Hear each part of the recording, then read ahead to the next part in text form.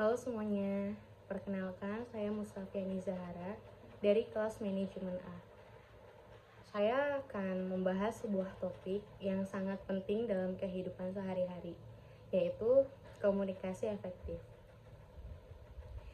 Komunikasi adalah bagian dari hidup kita. Setiap hari kita berbicara, mendengarkan, membaca, atau menulis. Tetapi, apakah semua itu bisa disebut komunikasi yang efektif? Nah, itulah yang akan saya bahas.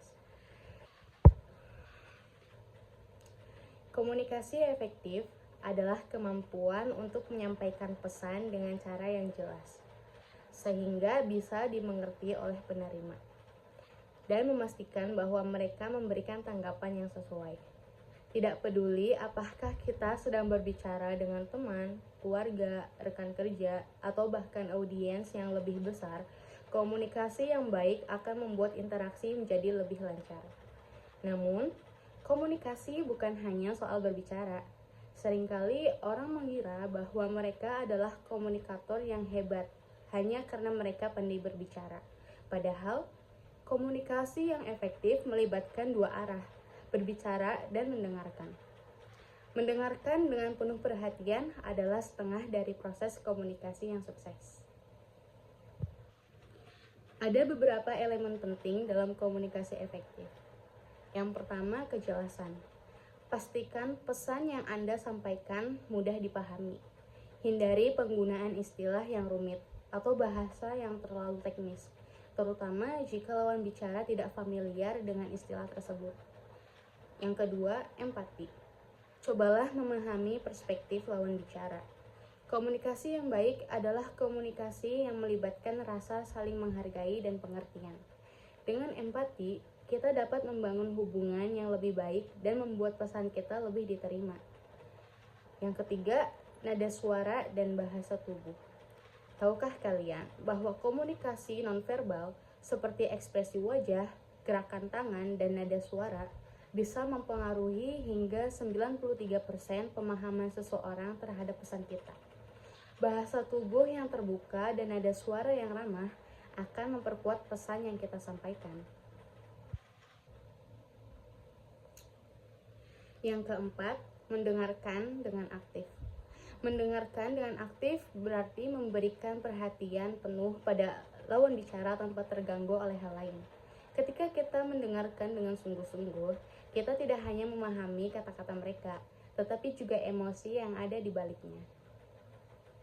Untuk meningkatkan kemampuan komunikasi, berikut beberapa tips praktis yang bisa kalian coba, yaitu selalu menanyakan umpan balik setelah berbicara. Misalnya dengan bertanya, apakah ini sudah jelas? Terus jangan takut untuk mengulang atau menyederhanakan pesan jika lawan bicara tampak bingung. Dan yang terakhir, ketika mendengarkan, hindari multitasking, seperti memeriksa ponsel atau memikirkan hal lain. Fokus adalah kunci.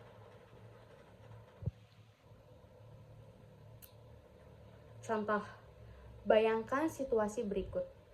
Anda sedang berdiskusi dengan teman atau rekan kerja tentang suatu proyek. Nah, jika Anda hanya berbicara tanpa memberi mereka kesempatan untuk merespon, maka komunikasi itu menjadi satu arah dan tidak efektif. Sebaliknya, jika Anda mendengarkan masukan mereka, mengajukan pertanyaan untuk memastikan pemahaman dan memberikan tanggapan yang relevan, maka itu adalah contoh komunikasi yang efektif.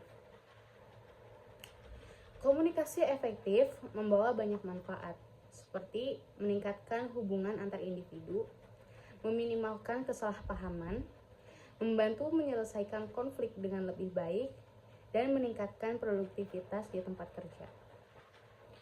Jadi, untuk menjadi komunikator yang efektif, kita perlu memperhatikan cara kita berbicara, mendengarkan, dan merespon.